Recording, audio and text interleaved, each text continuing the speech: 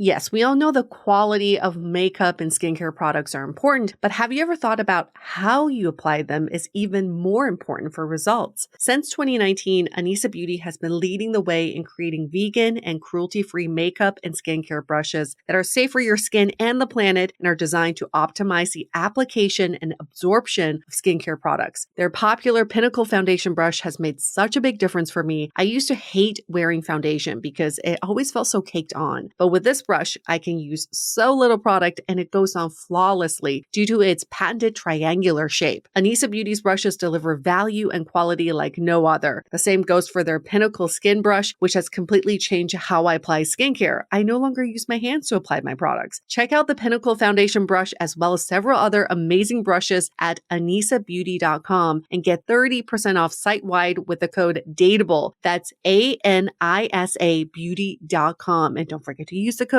DATEABLE. Spark something uncommon this holiday with just the right gift from Uncommon Goods. The busy holiday season is starting to approach, and Uncommon Goods makes gift giving less stressful with incredible handpicked gifts for everyone on your list, all in one spot. I actually got my partner a hummingbird feeder because he loves hummingbirds, and we have them come to our patio from time to time. It's also stunning. It looks like a piece of art made from hand-blown glass. I love buying items from Uncommon Goods because they are high quality, unique, and often handmade or made in the US. You're getting beautiful gifts and supporting artists and small independent businesses. Many of their handcrafted products are made in small batches, so shop now before they sell out this holiday season. To get 15% off your next gift, go to uncommongoods.com/dateable. That's uncommongoods.com/dateable for 15% off. Don't miss out on this limited time offer. Uncommon Goods, we're all out of the ordinary. Hi, I'm Yue Xu. And I'm Julie Kraftchick. We're active daters turned dating insiders. Here to dive into everything modern dating and relationships. Welcome to Dateable.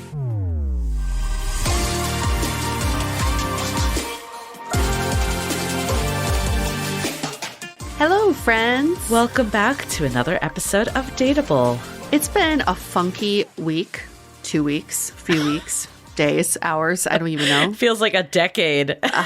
And we knew this would happen. I mean, even when, just a little like behind the scenes is our book was actually supposed to be released around this time of the year. Yes. And our publisher, very smart to push back the pub date to January because we didn't want to be outshined. I don't even know if it's outshined. We're just cluttered, I think. Yeah, in right. the noise. To break through all this noise. And there's still so much noise floating around right now. But we know that a lot of you are feeling a lot of different emotions. We are as well. Yeah. Julie and I probably text every day about what are you feeling today? And it could change from day to day. But it is a wild, let's just like accept the fact that it is a wild, interesting, weird time right now. Yeah. I mean, I think it's also like I feel different things because it's like national elections, local elections, different topics. Like there's topics on both sides that I feel very strongly about. Mm-hmm. There's a lot to take in right now, and it's okay to just not be okay. And Yue and I, obviously this isn't a political podcast, so there's some topics we're not going to touch. And then there are a lot that,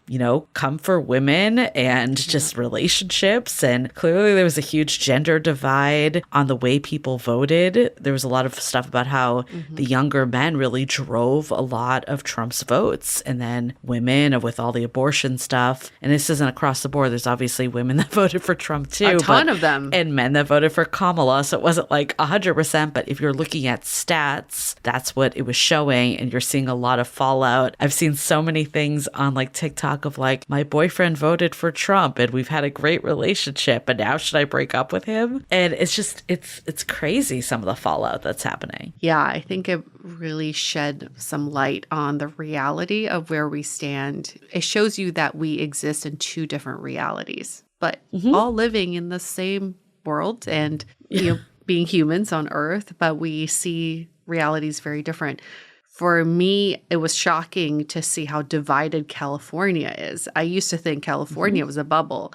I was wrong. I think LA is Yeah. a bubble. I think SF is a bubble. Even if you go down to Long Beach, you're out of a bubble. This is very different. So that was quite the reality check for me.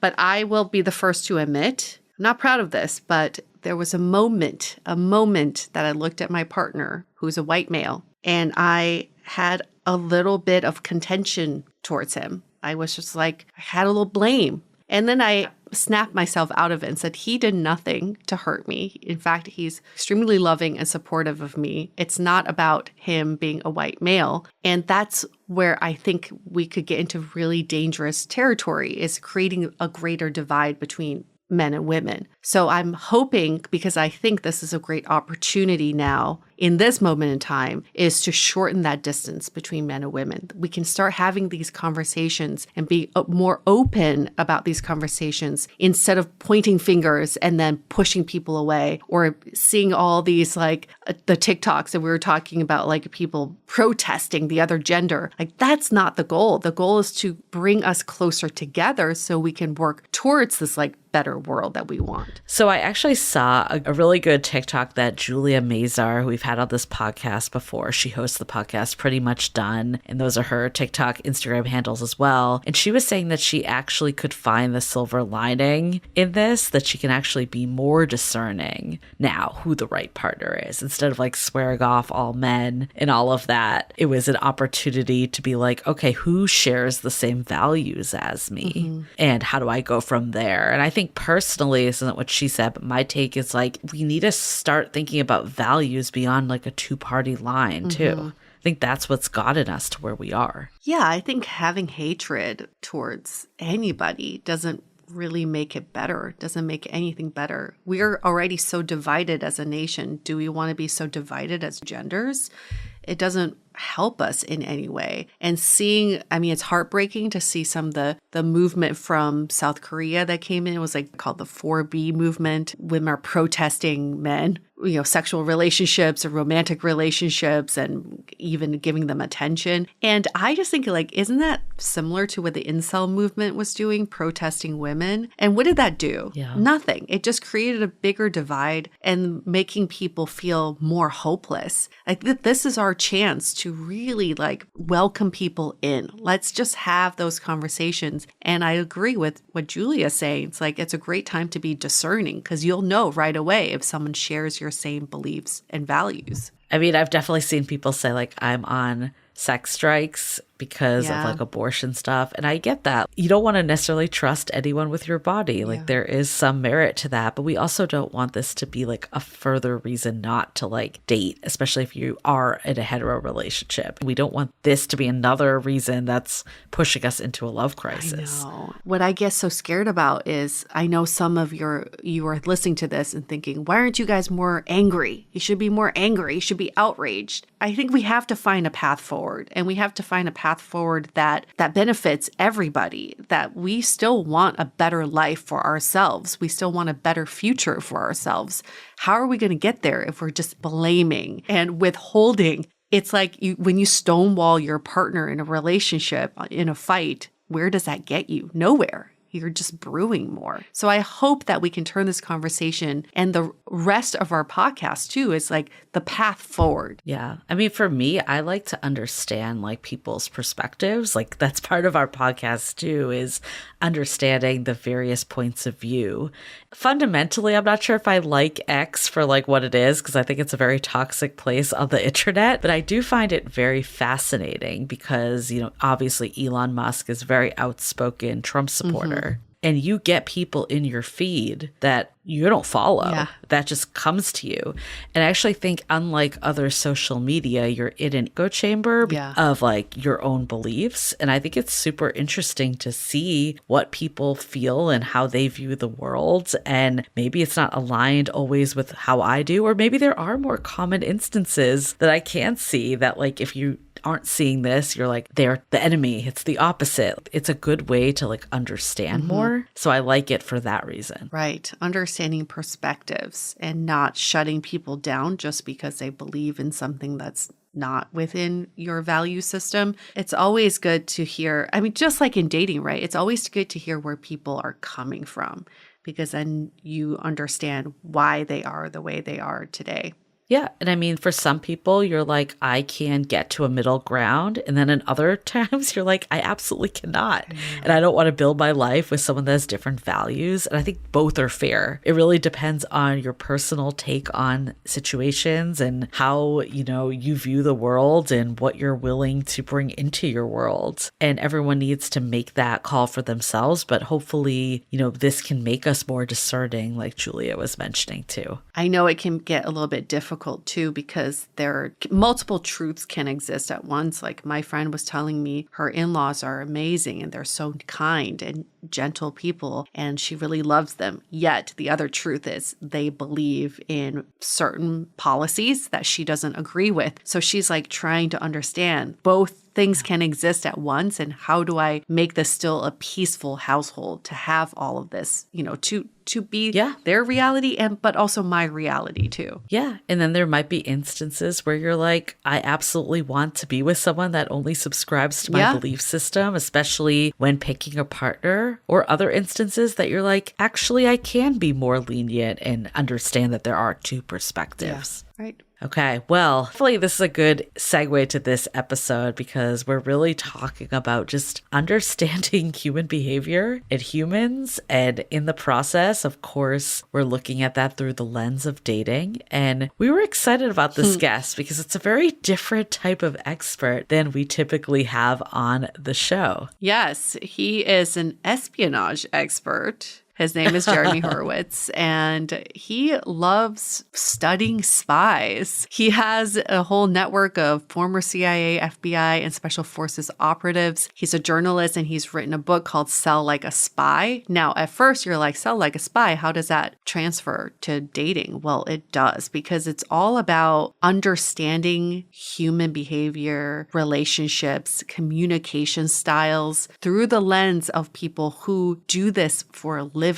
If you're a spy, your whole life depends on how you're able to read people. This isn't going to be like hacky tactics and tricks and all that. Like, he actually gives a lot of like super quantifiable, interesting tidbits that, for anyone that wants to just read people better and look for like the verbal and nonverbal cues, and, you want to just build those better relational skills. Like, this is such a great episode that's going to give you so much insight. Yeah. And then if you want to understand more about emotional intelligence too, like EQ, we just kind of throw around, but he really breaks it down, like how you can get better with your own emotional intelligence, but also read other people's EQ. Yeah. And we're really like hitting the gamut of, reading people, understanding complex interactions, which we all know happens in dating quite often. And then how do you build trust with the people that you're dating? Because ultimately that's what is the foundation for relationships. So we're really hoping that you'll get out of this a deeper understanding of human behavior and the people we date. And it's just fun because this guy studies spies for a living. Hello. And also we go into like, how do you become aware of signs of deception and disinterest? So, you don't fall for red flags, but also we counter it with more of a balance that you're not like looking for that red flag in every situation. You could still enjoy dating and getting to know people. Yeah, not everyone's out to deceive and scam you. So that's not what this episode is about. It's just gaining better understanding of other people so that we have more compassion and empathy towards them, but also understand some signs that we may have ignored in the past. Yeah. And, I think for me, my idea of like spies completely changed from this. And at first we're like, how does this relate to dating and relationships? But like, he felt really strongly, his team felt strongly that he had a lot of valuable info to give. And after we did this conversation, we both walked away with like, wow, that was really insightful. Yeah.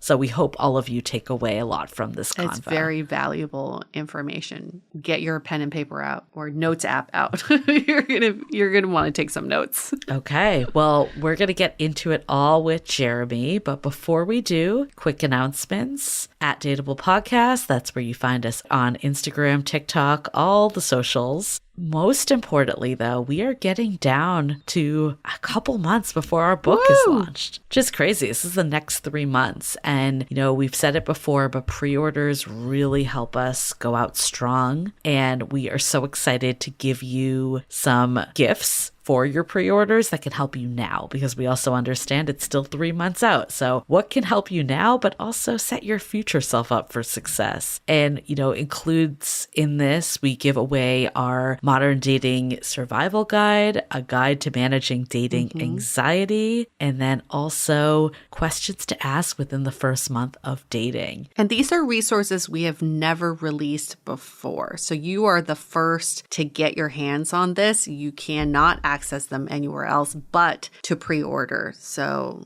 take advantage of this opportunity because it's very much a limited time. I want to read one comment we got because I just feel like this made me so happy to see this. But when we put up the post around these gifts, we had one of our dear community members, Julia. She goes, okay, I just ordered through Audible. That's also a good call out that you can get this on hardcover, Kindle, or audio. And then 10 minutes later, she comes back and she goes, okay, just got my extras, did a quick look over, and peeps, they are really good.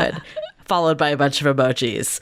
I'm really looking forward to this book, but these are so great right now. Exactly what I need. Woohoo! So great to hear that. So great to hear. howtobedateable.com. All you do, order. If you've already ordered 2, you are eligible for these. So go pick them up. Order, then you put your order number in, and then they're yours. Yay. Well, before we get into it with Jeremy, let's hear a message from our sponsors. This episode of Dateable is brought to you by Wild Grain. The holiday season is here, and it's time to start baking delicious homemade favorites with family and friends. Wild Grain is here to make you look like a baking expert without the stress. If you're not familiar with Wild Grain, it is the first Bake from Frozen subscription box for artisanal breads, pastries, and pastas. Wild Grain's boxes are fully customizable to your taste and dietary restriction. In addition to their classic variety box, they recently launched a new gluten-free box and plant-based box that's 100% vegan. Best of all their items bake from frozen in 25 minutes or less with no mess or cleanup. All the Wild Grain products were a huge hit in our house, but our favorites were the Belgian waffles, hand-cut fresh pasta, and the sourdough bread. And those croissants. Honestly, there wasn't one thing that we didn't absolutely love. I'm definitely going to be bringing those pumpkin cinnamon biscuits to Thanksgiving this year too. Everything feels so fresh and high quality. I really don't think people will even know that I didn't bake these from scratch. Impress your guests with minimal effort this holiday season. Wild Grain is offering our listeners $30 off their first box plus a free item in every box when you go to wildsgrain.com/dateable. You heard me. You now get $30 off your first customized box when you go to wildsgrain.com/dateable. So you can use your promo code dateable at checkout. With the holiday season right around the corner, you bet I've already started thinking about gifts, especially easy gifting options. And I've discovered that the perfect gift is Osea's limited edition Super Glow Body Set. Now, this includes Osea's best-selling body care products packed in a beautiful box. So it includes a full-size Ondaria algae body oil, their new Ondaria algae body wash, which smells divine, and a travel-size hyaluronic body serum. And let me tell you, this is the ideal set of products for your everything shower. If you know, you know, right? Every product leaves my skin feeling silky, soft, and unbelievably glowy. Give the gift of glow this holiday season with clean, clinically tested skincare from Osea. And right now, we have a special discount just for our listeners. Get 10% off your first order site-wide with the code DATEABLEPODCAST at OseaMalibu.com. That's 10% off your first order at OSEAMalibu.com using the code DATEABLEPODCAST. I don't know if this is a superpower, but I sometimes dream in French. So I guess those 4 years of high school French classes are really paying off in my dreams. But you know what? I have more ambitious goals of actually speaking French in the waking world too. I remember how hard it was for me to learn a new language in the classroom. I just couldn't get past the basics of bonjour, je m'appelle, and au revoir when I tried to speak it out loud. However, Rosetta Stone has completely changed the way I learn foreign languages. As the most trusted language learning program available on desktop or on on an app, Rosetta Stone truly immerses you in the language you want to learn. I find context-based learning to work best for me. And I also like that the program focuses on speaking and listening in that language without English translations. And having a lifetime membership gives you access to 25 languages. So I am well equipped for all my future trips and interactions and dreams. Don't put off learning that language. There's no better time than right now to get started. Dateable listeners can now get Rosetta Stone's lifetime membership for 50% off. Visit rosettastone.com/today. That's 50% off unlimited access to 25 language courses for the rest of your life. Redeem your 50% off at rosettastone.com/today. Today. Okay, let's hear about decoding dating and human connection.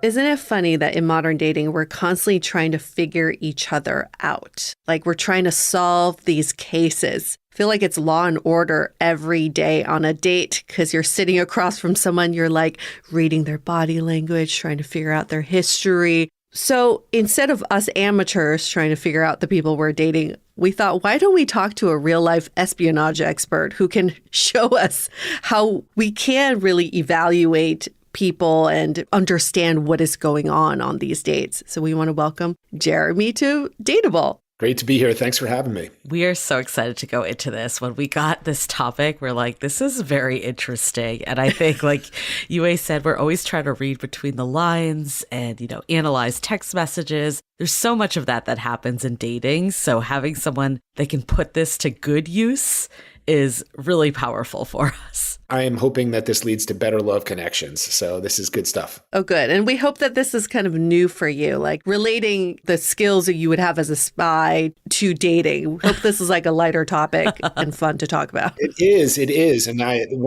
do a lot of interviews and I'm so excited for this one because I believe I hear about it from friends that are still single in my world and just generally about these things that happen. And I'm always thinking, boy, if they would only use some of the skills I talk about, train teams on and write about, I think people could be more successful at dating. So I think we should have a update a year from now and see if we've changed the world. Oh, wow. I love it. Okay, so you alluded to this. You typically work with people that aren't your average daters.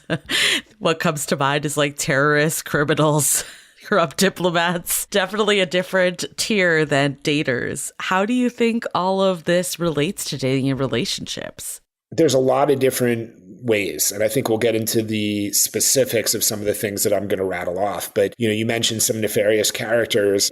Spies have to connect with people they wouldn't automatically want to form a friendship with because of necessity. And born out of that are some really incredible skills because not only in dating, but just like everyday life, and maybe adjacent to dating, you meet your new boyfriend, girlfriend's mother. And you're like, oh my God, this is somebody I do not like and she doesn't like me. How do I connect and influence this person? So there's relevancy there. And there's techniques like radical empathy, intellectual curiosity, vulnerability, which I hope we can talk about at greater length that help you build rapport. And then there's ways to teach better active listening because people are bad listeners, in particular men. And this is a terrible flaw that I've identified in dating, hearing from girlfriends of mine and, having dated in my past and talking to my buddies. And then there's skills like elicitation, where it might make more sense to get information about the person you're romantically interested in a more subtle way than asking questions on the nose. And these are all things that spies do. So there's quite a few relevant avenues we can discuss here to make dating more advantageous and successful.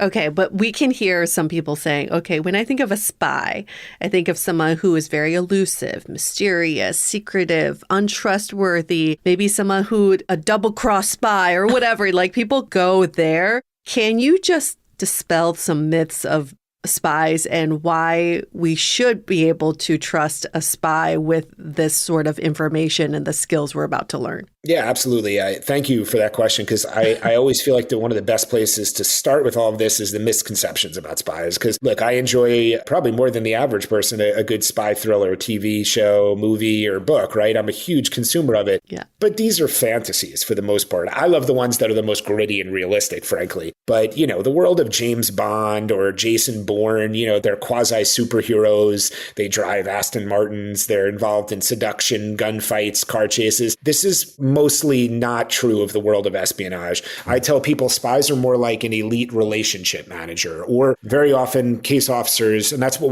we call spies, CIA case officers, consider themselves closer to a therapist or a psychiatrist because their agents oftentimes feel like they're the only one that they can talk to in that way, much in the same way that mirrors kind of romantic relationships and how the person becomes your best friend and your confidant. That's the agent relationship with the case officer. I use quotes from these intelligence professionals in my book and in my trainings. And my favorite is that every good intelligence officer has a real bond with their target on some level and in some regard. These are real connections that form. We can learn so much from spies if we take them out of the world of Hollywood and fantasy and put them on the more human level that they exist in, and get away from the idea of spies as nefarious characters. The CIA does not train its case officers to blackmail people. So, there's definitely been scandals, we know about post 9/11, these things happen, but the CIA doesn't train people to engage in coercion tactics. They train them to learn how to be elite at connecting with people, at building rapport. And that's why I think so many of these skills are transferable to everyday life and to dating.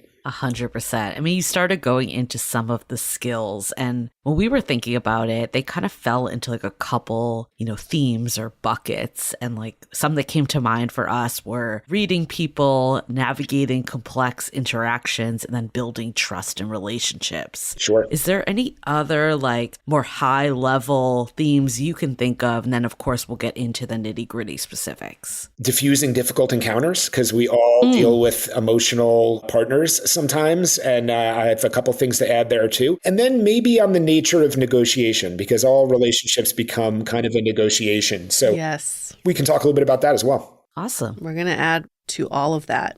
Let's start with the low-hanging fruit that everyone thinks about is reading people. We've done a lot of content on reading body language and listening to someone's tone of voice when they speak. What are some of the skills that we can apply to reading people through your work? Sure. So a couple things about body language. Anybody who tells you that one gesture means one thing all the time is not correct.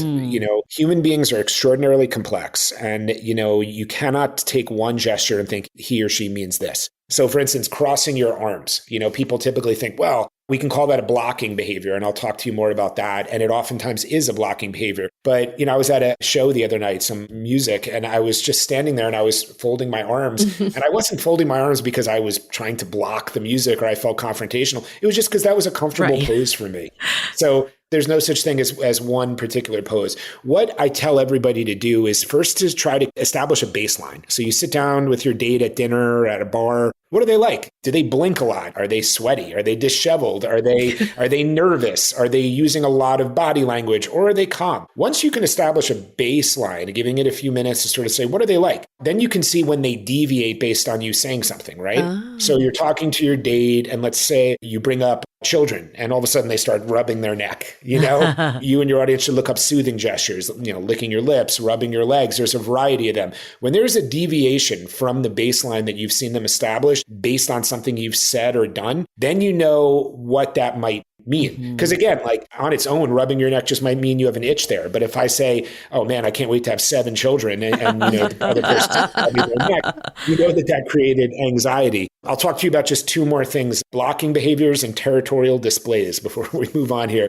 So blocking behaviors, crossing your arms could be, if someone responds to you when you say something and then they cross their arms, that should be a concern about it. If you're sitting at a table and it's just normal, you have your baseline, and you say something and someone puts their glass in front of them, anything that you put in front of yourself between the two of you in response to a stimuli means that person might be trying to create more distance, subconsciously or consciously.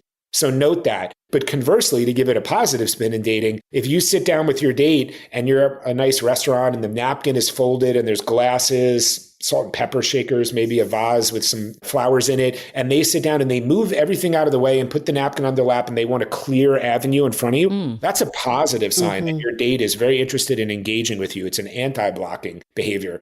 And then finally, I think territorial displays are kind of funny because people think it's just about the animal kingdom, even though we're human animals, I suppose. But if you're out at a restaurant with somebody, at a bar or whatever, and that person leans back and sprawls out, putting his or her arms on the chairs next to them, maybe puts their possessions on the table in front of them and, sprawls it out. That is, again, consciously or subconsciously trying to establish dominance and saying, this is my area, and you're going to be subservient to my interests and what I'm trying to establish here. So those are things that you should read into to establish clues about it. And don't take any one thing as an ultimate meaning. Your goal to date like a spy here is to create a mosaic of intelligence to inform your decisions about whether they're fortunate enough to get another date from you. I'm glad that you differentiated, because I think a lot of body language, I remember just like looking at someone's like the way they're pointing their toes or something that just seems so like trivial, and you're like, the person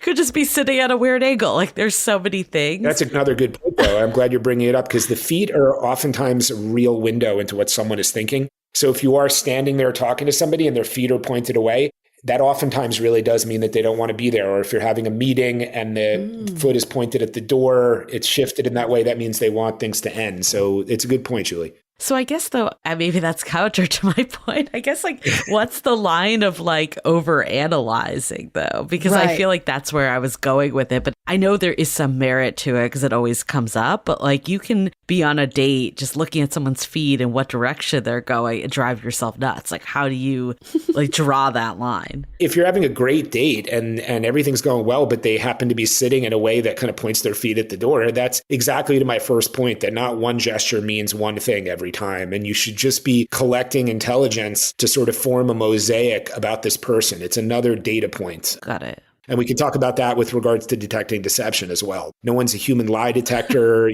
These are just ways to collect information. Got it. You're saying set a baseline. Figure out what's normal, I guess, for what you're observing, and then detect anything that's abnormal. Doesn't mean that they're being suspicious or being negative. It's just like, oh, something about that topic aroused a different behavior in this person.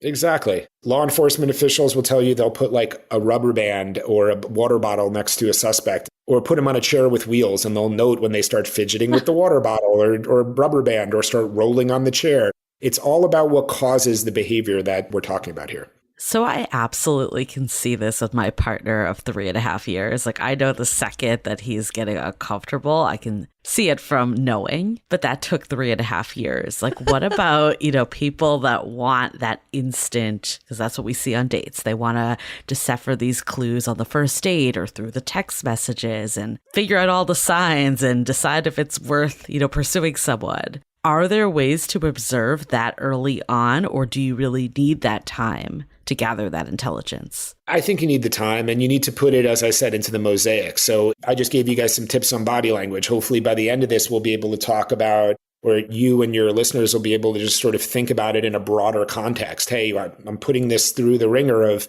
body language, detecting deception, elicitation, active listening. What did I learn here? You can do what I train sales teams to do, which is like taking notes. It occurs to me that after a date, it doesn't sound very romantic, and especially if you've been out having a bunch of drinks or something, but taking notes afterwards and trying to say, when I brought this up, he or she reacted this way. I don't think that's a bad thing to create a dossier and look for patterns in that. There are apps out there like date trackers. So it's Really? 100% in line with that. Man, I haven't dated in almost 14 years. So I've been married. It'll be 9 years in November. So this is interesting. Well, yeah, we have all kinds of resources now. We just don't know how to use them. Honestly, there's too many resources. So we got to the nonverbal cues. What about some tonal cues? Verbal cues, what can we look for there? What I can tell you about tone of voice, if you have to combine that with body language, and you can get a little bit more of a sense of how we listen. And I don't know if I can have one thing that'll tell you like, a tone of voice, if they're whispering, it means this or that. But the tone of voice and body language is really how we listen. Some studies have shown that up to 90% of comprehension in a conversation is about tone of voice and body language, and only 10% is actually the words. That's controversial and it varies, but I think most people agree that the majority of our comprehension is based on body language and tone of voice. And the analogy I always use is if you listen to a song, a pop song, say, and you maybe only know the chorus or a few lyrics, but you get the meaning and you have a feeling from it. That's exactly how conversation works. So that's how we are listening. What I can tell you about tone of voice, and this might get into diffusing difficult encounters, if someone is upset and they're yelling and they're talking really fast, The last thing you want to do if you're talking with your spouse, your partner, whatever it is, or anybody, is rise to that and start yelling as well and talking fast. Now, I can lose my temper, so I don't want to be hypocritical. This happens. But if you can train yourself like FBI hostage negotiators do to, not take the bait and stay in a slow, calm, and steady voice, people revert to the social meme that you're insisting on establishing. And you see this when you see groups of people speaking, and a lot of them are speaking in an animated fashion because they're all taking the cues from each other, So you can change the nature of a conversation by insisting on the tone and pace that you want to set. Should we go into that then? Because in early dating, of course, you're going to come upon conflict and maybe you don't know how someone's temper is yet until something does happen. So if you do find that someone's raising their voice, you just gave us a great example. A great solution is keep a calm kind of tone of voice. Anything else? Yeah, a couple other things. First of all, if that person walks into the room and you're sitting in your,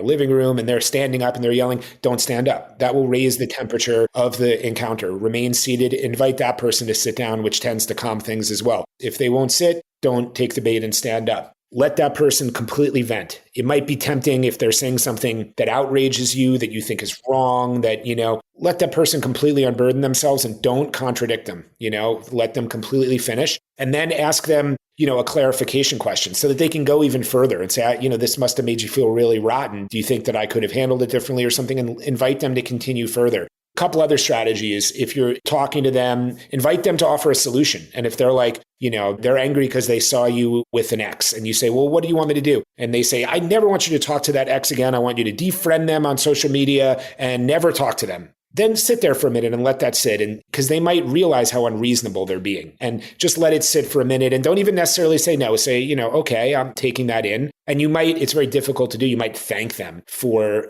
sharing these things with them, even if you're gritting your teeth and thinking how unreasonable you're being. And then finally, if you can't find resolution and you're trying all these strategies and you're starting to lose your temper as well, make sure you sort of call a timeout. One of the people in my book, he wrote a book, FBI hostage negotiator Gary Nessner, called Stalling for Time.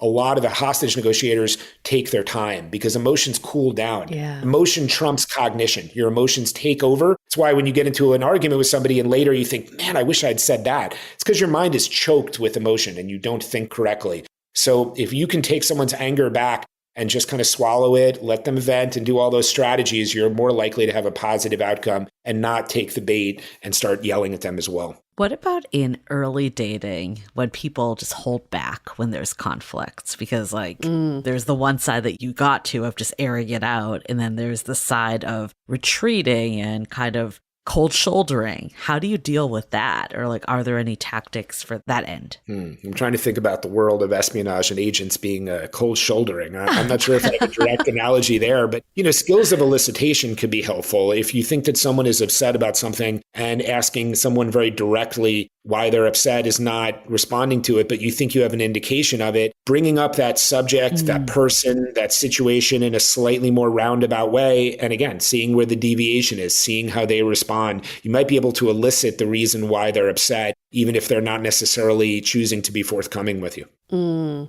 Okay. Well, I can see definitely in Julie's example of just people not giving you information. And the word they say, everything's fine. There's nothing wrong.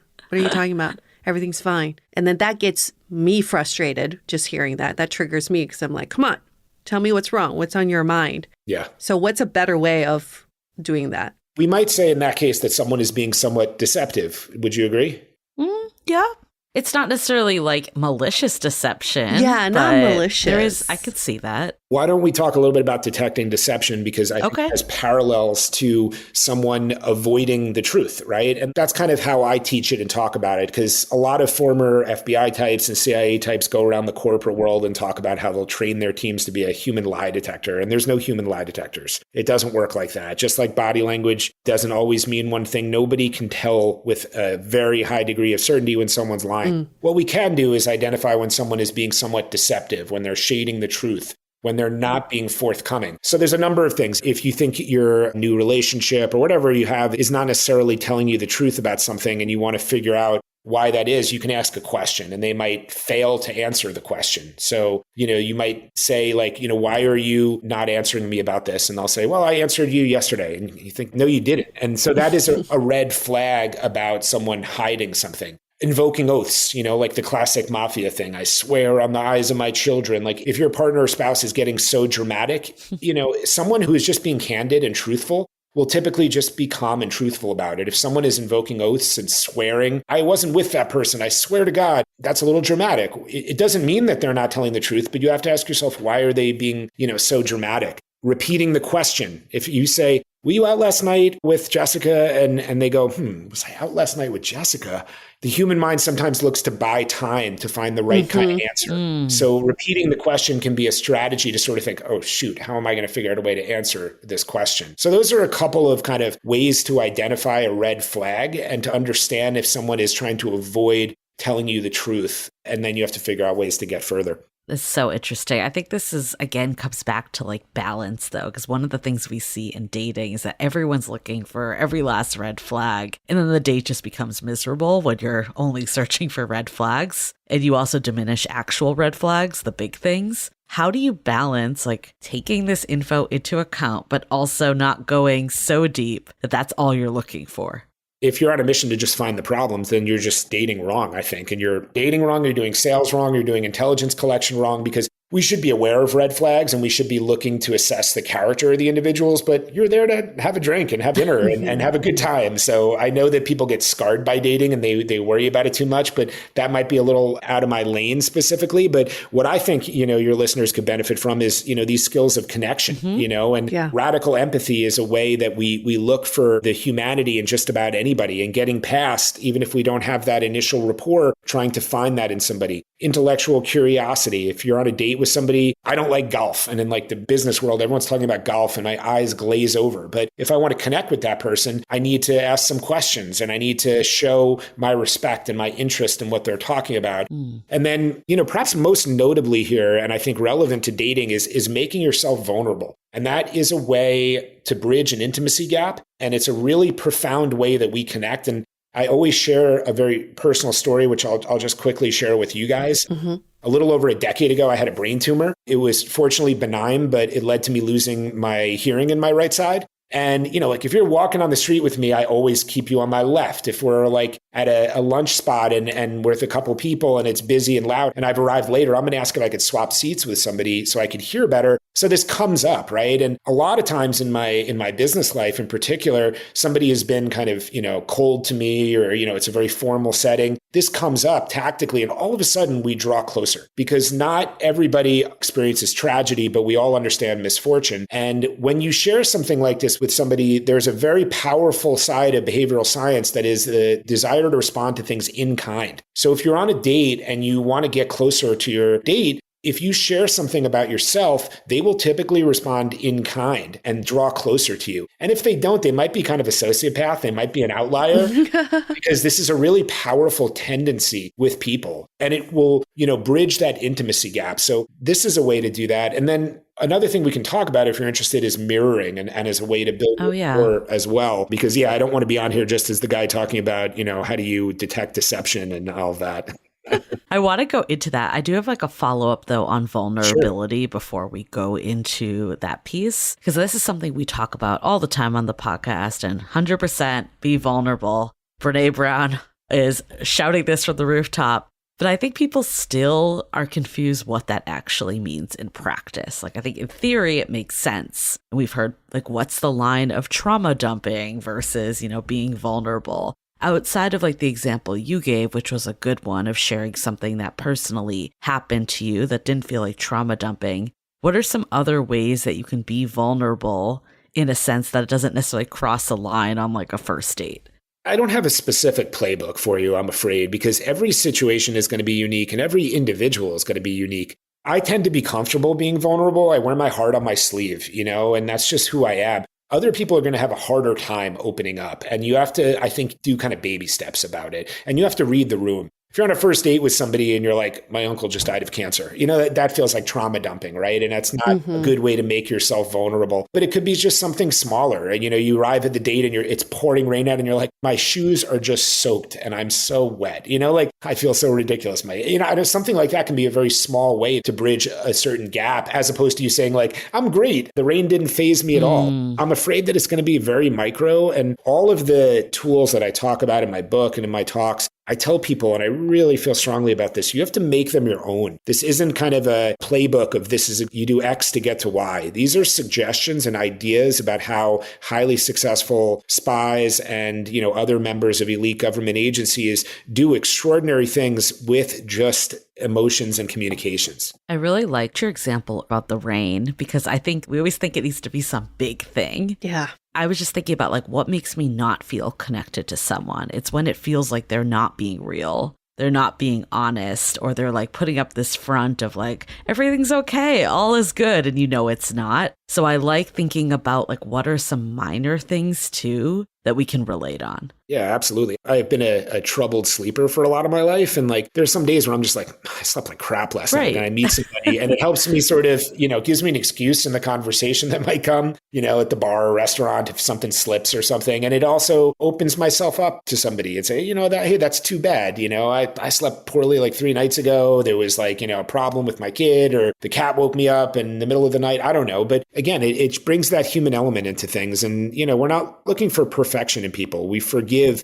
imperfections. We're looking for empathy. Yeah. We're looking for sympathy. We're looking for, ways to connect, and trying to strive for perfection is, I think, the wrong approach in just about everything. I want to dive into this even more, but before we do, let's take a quick break to hear from our partners. November is one of my favorite months, with Thanksgiving around the corner, pumpkin spice lattes, and slipping into a cozy sweater from Quince. I already got my Mongolian cashmere sweater that's only $50, which I still can't get over how much of an absolute steal this is, because they partner directly with top factories and cut out the cost of the middleman, which passes the savings on to us. And it's not just the sweaters. It's all of Quince's items are priced 50 to 80% less than similar brands. As we speak, my ultra stretch straight leg pants are being shipped, and I cannot wait to pair them with my sweater, because that sweater is so damn cozy, and if it was socially acceptable, I'd wear it every day. Get cozy in Quince's high quality wardrobe essentials. Go to quince.com/dateable for free shipping on your order and 365-day returns. That's QUINCE.com/dateable to get free shipping and 365-day returns. Quince.com/dateable. Want to add some holiday cheer into the bedroom? Spice up your life using the natural power of cannabis with Via. We're obsessed with their best-selling High Love Gummy that really intensifies any sexual experience. With its unique blend of pleasure-enhancing cannabinoids, libido-strengthening herbs, and a medium dose of THC, Via's really created one mind-blowing gummy. You can even get their High Love bundle either as an early present for yourself or a loved one. I personally like their THC-free gummies too. Their flow state is my fave because, you guessed it, it puts me into that right focus. So whatever your threshold, they have you covered with the highest quality hemp sourced from trusted, independent-owned American farms. If you're 21 plus, head to viahemp.com and use the code DATEABLE to receive 15% off. That's VIIA hemp.com and use the code DATEABLE at checkout. Please support our show and tell them we sent you. Take your passion and pleasure to a whole new level with High Love from Via Hemp.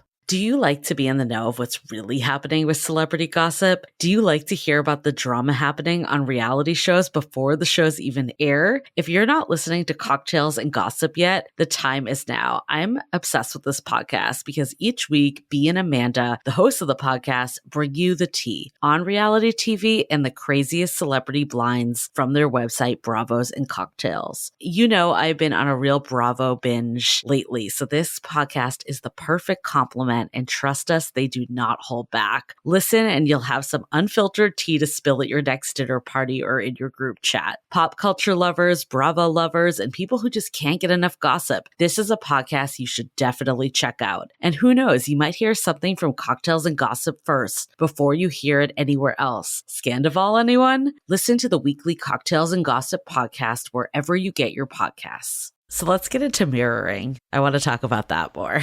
Mirroring is used a lot in the business world, so a lot of my audiences know a lot about it. And your listeners will know that it's kind of the physical replication of another person's behavior. It's been shown over and over again in behavioral science studies that we have mirror neurons. And when we see somebody behaving similar to us, it creates a sense of sympathy, creates a sense of empathy and rapport. And it's a way to shortcut rapport building. So long story short, if your date is leaning forward on the table with their elbows on the table, smiling, you don't want to be leaning back, without a smile with your legs crossed. Mirror their behavior. My kind of spin on it is to include verbal mirroring.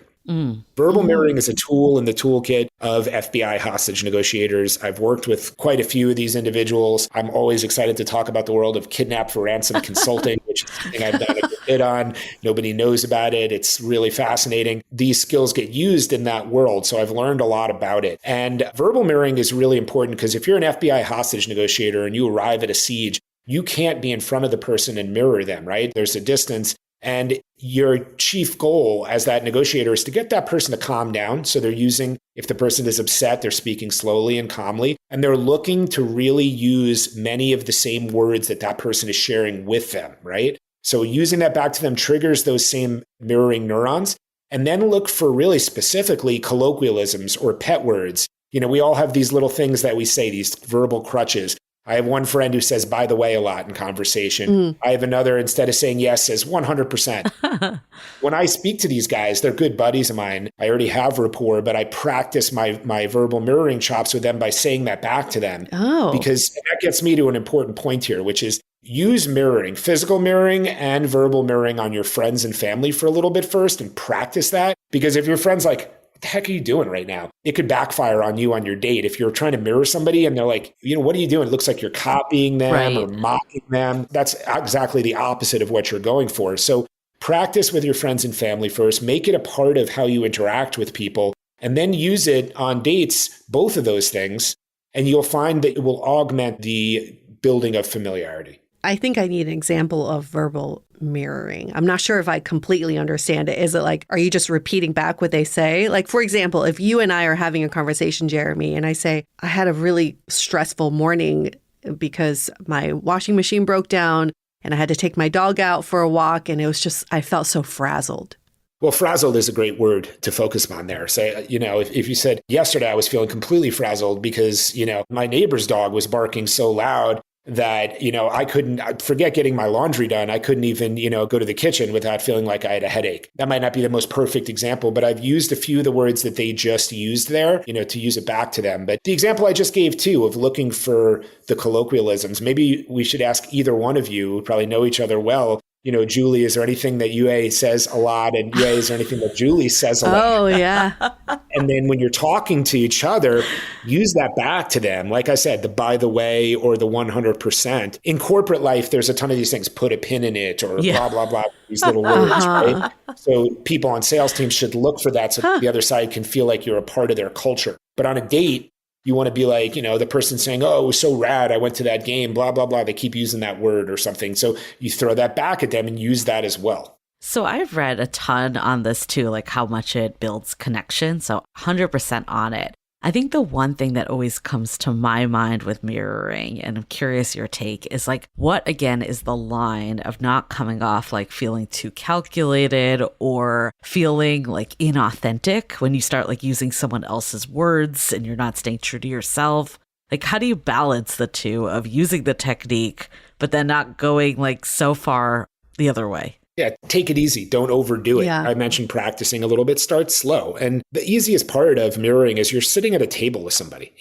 Are they leaning forward or are they sitting back? Do that. Are they speaking with a lot of hand gestures? As long as it's not entirely opposite of how you move through the world, start trying to subtly adopt that a little bit. You got to maintain who you are. So if you're a person who speaks with a ton of body language, but you're on a date with someone who sits still, maybe you want to reduce your body language, but sitting statue still would likely make you seem really awkward and you're not comfortable in yourself. So the first rule is to stay true to yourself and just try to engage in mirroring to the extent that it still feels comfortable. And you get comfortable by practicing this with friends and family a little bit more in low stakes environments where you can make a mistake, make a little bit of a fool of yourself, and it won't hurt you too much. I mean, ultimately, what we're trying to do is establish presence. You want to be present with the person you're on a date with, which is also related to active listening. Let's go into that because it seems like they're all very much in the same family. You know, the first thing to understand with active listening is that it's really hard, okay? And there are natural impediments to active listening, and we can talk about that. But all of us listen with an intention to reply, not an intention to understand. The person that can put aside their ego, their intention to reply, and just really focus on being a great listener, I say that's the most important skill a spy could have, you know, and they'll tell you that too, because I ask audiences all the time, and I pause after I ask this, think about the greatest listener you've ever experienced. And I invite you both to do so. I bet someone is coming to mind, right? And I bet you have a quite positive feeling about that person because when we're listened to, we feel seen, we feel understood. And oftentimes someone will say you're a great conversationalist when really all you did was shut up and listen really well and ask some good clarification questions instead of, you know, waiting to tell that witty reply or anecdote in, you know, in response to what they're saying, right? But in terms of like the behavioral science and evolution, our comprehension of language, the way it developed was, you know, we can refer to archaic man in early stages of evolution when man was on the savannah and they would, you know, start saying clipped phrases to each other, but they were very brief so they could turn their attention back to the surroundings to see if there was something that they can kill and eat or something that wanted to kill and eat them. So we started to learn to understand things quickly and in short phrases. And it still affects our comprehension today. We comprehend things 4 times faster than our ability to speak. So when someone's talking to you, you often see their body language get impatient. And sometimes they'll even finish your sentence for you, right? Because they know where you're going with it before you can, you know, finally shut up, right? Conversation is composed of 90% body language and tone of voice. And some people say only 10% the words, right? And so that varies. It's a very controversial thing, but it's more than half of our comprehension in a conversation is about body language and tone of voice. And the analogy I like to give when people find that strange is that, like, if you listen to a song and, you know, you might only know a few lyrics, maybe just the chorus, but you understand the emotional meaning of the song, right? The body language and tone of voice is the melody and the lyrics are the words. So that affects how we listen to things. So I tell people to try to summon their inner Bill Clinton. And, you know, Bill Clinton is a little bit of a controversial guy. Not everybody likes him, but he is widely considered one of the greatest active listeners of his generation. And I have this whole thing I teach called Spies in Disguise, where we go into cover stories and putting on a disguise in order to sort of develop character archetypes that you can bring out in yourself, right? Because we all have these different sides of our personality. So I tell people sometimes, summon your inner Bill Clinton. Ask yourself how Bill Clinton would make your date right now seem like they're the only person in the room that matters. And if you're at a busy bar or restaurant, there's beautiful people moving about you, you got to really try to train yourself to make steady eye contact, not creepy, but steady eye contact with that person. Try to, again, put aside your desire to tell that witty reply. Remember it maybe for later, but ask clarification questions. Encourage them to talk. You'll learn more about the person and they will hold you in high regard as a great listener. Wow. In our history of Dateable, I never thought we'd hear the words that you should bring Bill Clinton to your date.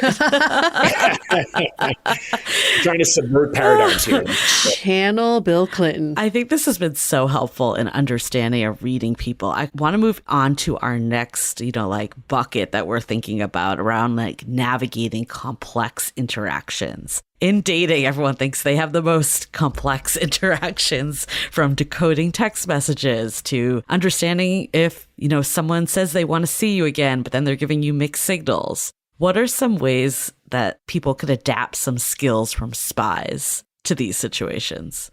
Boy, I don't know if you're going to quite stump me there, but the reading of text messages is, I don't know if this is much of a skill in espionage. I'm a very candid person. to me, candor is a way to separate the wheat from the chaff, right? And I think it can get very hard in dating when you're, dancing around all these details. My wife, I think we built rapport right away because she responded to text messages and she was straightforward and I kind of knew where I stood and I valued that so much. I think people need to not put up with ambiguity for very long. I think if you are getting mixed signals from somebody, that is for a very good reason, and you can adopt some of the other strategies I mentioned if you're then meet in person. Are they failing to answer a question? Are they being somewhat deceptive? There's a phrase, the body reveals what the mind conceals. If sometimes somebody might say, yes, I agree with you about that, but they actually shake their head.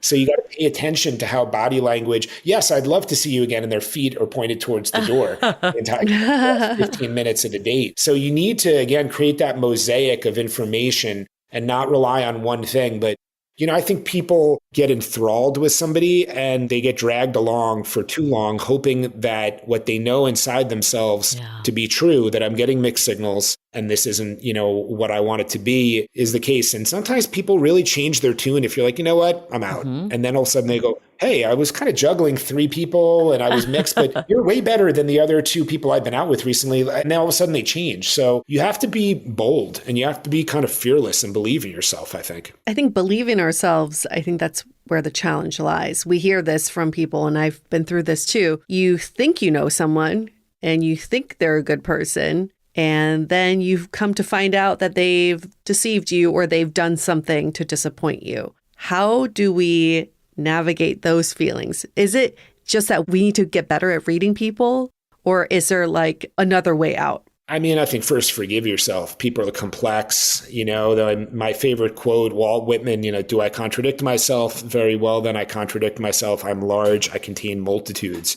People have been deceived that have been in marriages for so many years. And not that I think, one time cheating on somebody, you guys are probably familiar with Dan Savage, who I deeply admire. And he talks about how, monogamy is the only thing you have to be perfect at for decades over time. Otherwise, you're a failure. And I think he's totally right.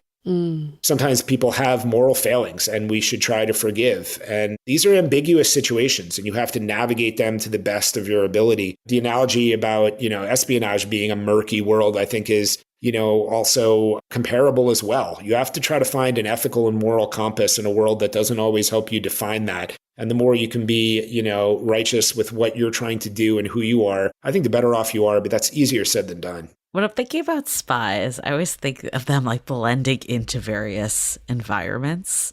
And we're not like advising that daters blend into their environment, but I think there is like a benefit of adaptability in dating. What's kind of your take on adaptability as a skill for a spy or something in that realm? That's such a good question, Julie. And I talk about that at the beginning of my talks with misconceptions. And I think I disappoint a lot of people when I tell people that you're more likely to find a spy that resembles a frumpy academic than Daniel Craig, because we're selling this fantasy in these movies. But there's a joke in the world of espionage that spies are kind of medium everything, medium height, medium stature. Because think about it, if you're a spy at a diplomatic event, is it better to be, a heartthrob that everybody's tracking around the room and remembering and focused on? Or is it better to be someone who's a little bit more, in your words, adaptable, a little bit blander? And so many of the spies that I think were really good that I've worked with were, in terms of men, 5'7", average looking, really, they don't alpha male you and they sort of let you talk. A lot of them come from the Mormon community, if you can believe that. And the CIA recruits specifically from the Mormon communities because they're very patriotic. They have experience overseas on mission trips.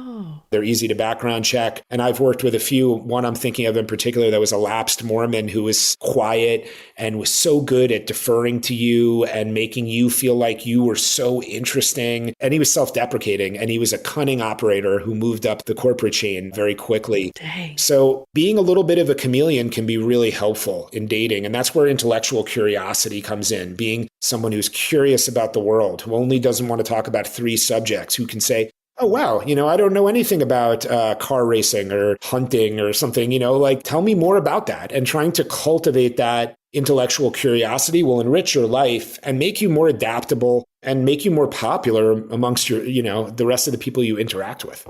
So it's interesting because we actually advise people not to become dating chameleons, like so that they don't blend in and they stand their own and don't just say like, oh yeah, I love indie music when you really love Taylor Swift or whatever. So what's the line and difference of having that curiosity, but also like sacrificing yourself? Yeah. And there's a specific example that I write about and talk about. That one example in my book, a very notable CIA case officer was from a upper class background, big East Coast city, went to an Ivy League school, and at a training program at the farm where the CIA trains its case officers, was tasked with getting to know somebody with the opposite background, rural background, and kind of came from a lower class environment, and is an avid hunter. This guy didn't know anything about hunting. And this is critical when it comes to the CIA. They will recruit somebody who is a nuclear scientist to go into a particular conference so they will have credibility. But if you have a CIA case officer that's just navigating that group, he or she won't pretend to know all about nuclear physics or hunting. They just have to be curious about it, okay? So I wouldn't want to say I'm a Taylor Swift fan when I'm not. But I would say, tell me about why you love Taylor Swift. What do you love about her? What do you think about her relationship with, Kelsey? What do you think about her politics? Personally, I don't, I'm not trying to diss anybody, but I don't really care about Taylor Swift, So I would have to sort of leverage my intellectual curiosity, which is genuine, to know like, hey, why are you so interested? What do you like about that person? So I like people to be iconoclastic and individuals. I like quirky people who stand out. The bland kind of bores me, but the ability to be socially adaptable and the ability to be flexible is a trait that's good for just about anybody. Yeah. And that's so helpful for our daters because we sometimes hear, people going, I'm going into a date with these talking points and I'm going to tell this interesting story because it's about them, them, them. But what you're saying is let the conversation play out by itself. And as long as you stay curious, you're not going to run out of things to talk about. And you are going to seem interesting because you're interested. Exactly.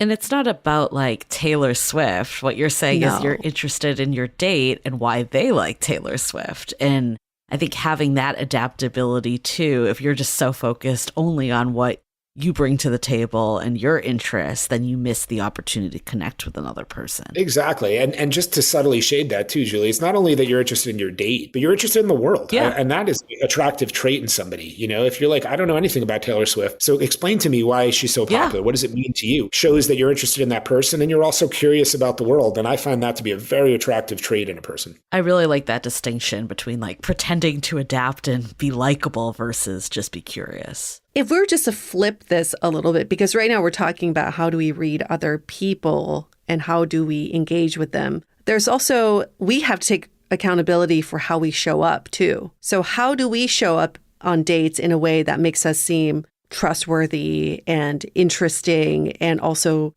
vulnerable, all of the things that we want to present?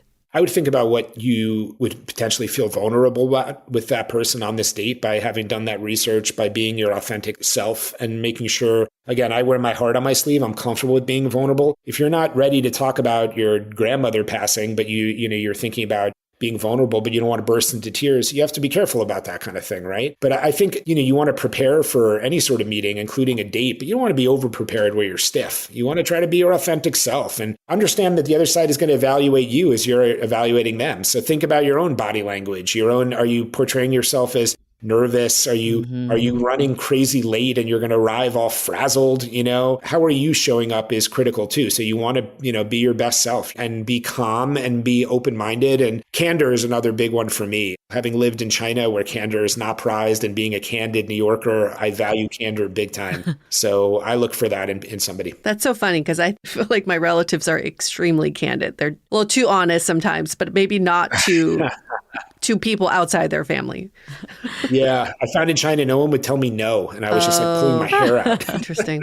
I guess from all of this, there's so many things we learned in this. Before we go into takeaways, what's one maybe actionable, tangible item that someone can do today to date like a spy? I've thought about elicitation and sometimes people go out on a date and they want to know if the other person wants to have kids. That seems like a big thing, right?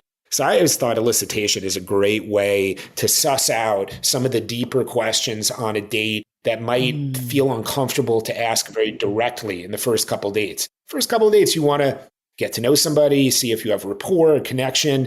But maybe, you're at a time in your life where you really want to make sure that you're, investing time with someone who has the same goals for being a parent or not being a parent. So if you're out with somebody and you want to understand how they feel about children, if you're like, I was with my sister's kids yesterday, she's got another baby on the way. If they respond and go, boy, even holding a baby makes me feel squeamish, or it's like, oh, that's so great. I love kids. Like, I'm from a big family. I can't wait to have children. You didn't ask anybody a question there. You just put out a statement and you elicited a response. And there's all sorts of tactics and triggers for elicitation in my book and in my talks. So if your readers check that out, they can find a lot of different ways to elicit information. And I think that's one of the most powerful tools in dating that can be used, subtly collecting information rather than asking something very directly.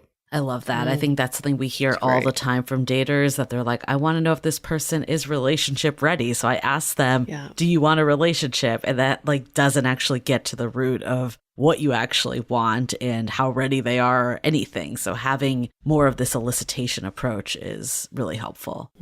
I'm glad that connects. I mean, there's so many takeaways from this. I think first and foremost, my perception of spies has changed from maybe.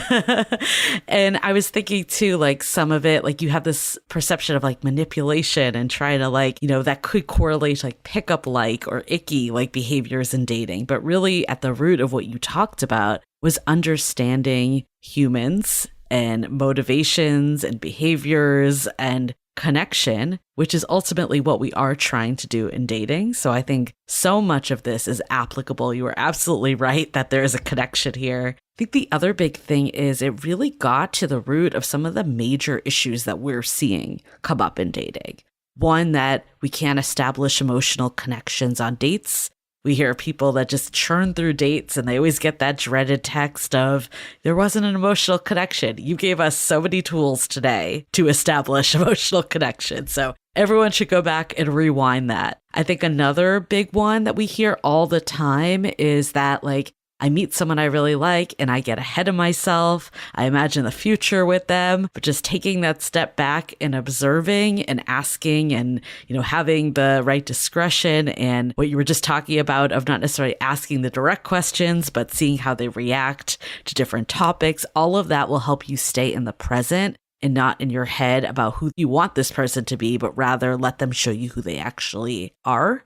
And then last, I think the building trust piece is clearly so paramount to relationships. I think there's small things that we can do. We hear of, just responding to texts frequently or, making plans and following through. All of that builds trust. So remembering that is so core to human connection when you have the opportunity to either build trust or break trust, and it is someone you actually want to pursue a relationship with, how do you always lean into those actions that will build it? Well said. Wonderful. And also, I'm just learning Mr. and Mrs. Smith is a crock of shit.